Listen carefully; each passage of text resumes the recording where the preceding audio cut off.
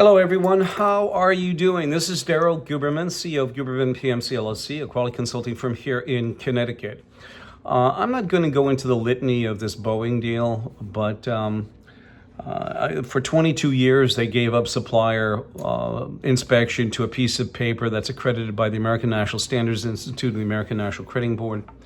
They said basically send in your certificate. Send in your parts, and we don't have to come out to visit you for 22 years. You can't make this up. They also have on their supplier portal, must be ANSI, ANAB, or international equivalent, could be Pakistan, Iran, whatever, or China. And then, and you think about the sanctions we have supposedly on China and Russia, and it doesn't function because they have an organization on the IAF called APAC, which is the Asian Pacific Accreditation Cooperation. And as you can see, those highlighted countries, including the United States, are on there, on the IAF, which is a repository for both national and international accreditation bodies, incorporated in Delaware, no less. In 2015 to 2021, that organization, incorporated in Delaware, an American company, was run by a communist Chinese national who's been involved with our quality for over 30 years. So we have the supplier bulletin in 2002. We also have, it goes like this, NADCAP, which is for special processes.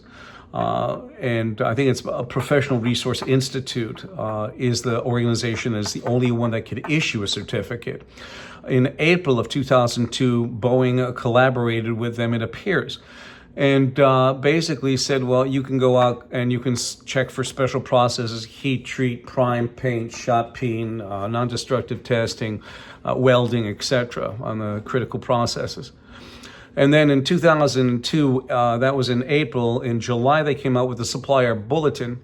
And it basically said if you are ANSI ANAB accredited to an AS9100, which is for aerospace certification, just send that in to us, send us the parts, and we don't have to go out to your facility to look at it and make sure that you're not being made in a garage or in a swamp or what have you.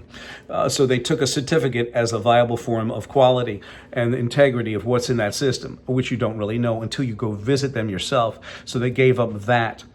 Also, you have the NADCAP, you have the supplier bulletin, then you have the supplier portal. Supplier portal goes out where the suppliers go to find out what they need. Basically, what happens is the supplier portal tells the supplier what they need, what they have to have, and it states on there, must be ANSI, ANAB, or internationally equivalent, which the international equivalent could be Pakistan or China or whoever. And it's absolutely, and by the way, ANSI ANAB, the American National Standards Institute, the American National Crediting Board, and this is the big one, is that, another big one, is that Boeing sits on the board that can grant, suspend, and withdraw certification, also board of directors, and they have control over it. On top of it, sitting on ANSI, right over by Boeing, is the FAA. In 2009, Boeing was made an FAA regulator, so when people talk about how Boeing was so bad that they didn't tell anybody about the MCAS, they didn't have to. They were an FAA regulator. When Sam Sallypour talks about the poor design in the 787, he saw people jumping on the fuselage to bring it back together. And I should know because I was there. I was the outspoken one who stood up.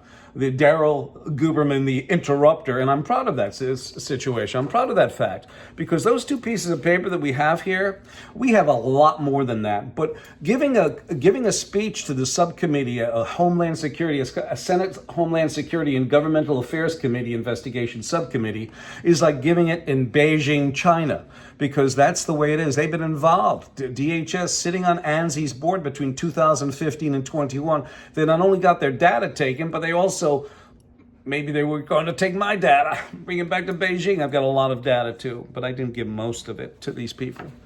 Anyway, so you have Boeing sitting on ANSI ANAB's board. Constriction, breaking the Sherman-Clayton Act. I've put up with that for 13 years.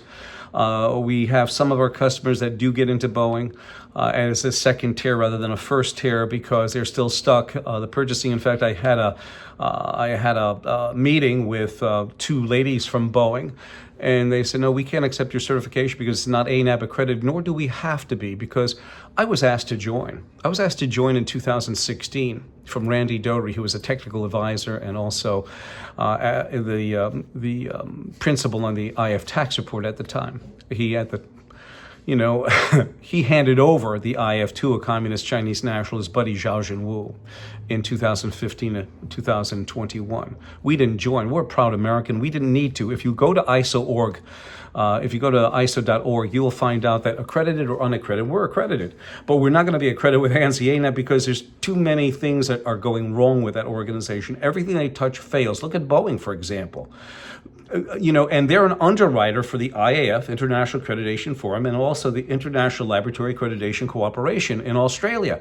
So if they're underwriters, they are responsible for any systematic or product failure within that system. And they're responsible. We have it on government contracts that they're an underwriter.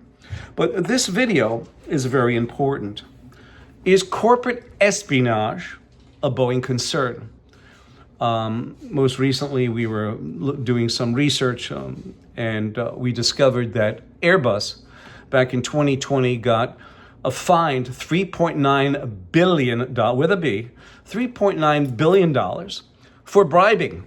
And that was a 15-year-long case they were building. And I think that's on the Department of Justice website. You'll find it down below with other articles concerning the improprieties of Boeing, the FAA, etc. We don't make this up. So can we say hypothetically that when the door blew off the Alaska airline, was that the Achilles heel that possibly Airbus had that opportunity like a vulture to come down and peck at Boeing? Because too many things happened to Boeing these last couple of weeks. The engine cowling, the wheel fall off, all of this mess. Just think about that, ladies and gentlemen. I'm not saying, did Airbus do it?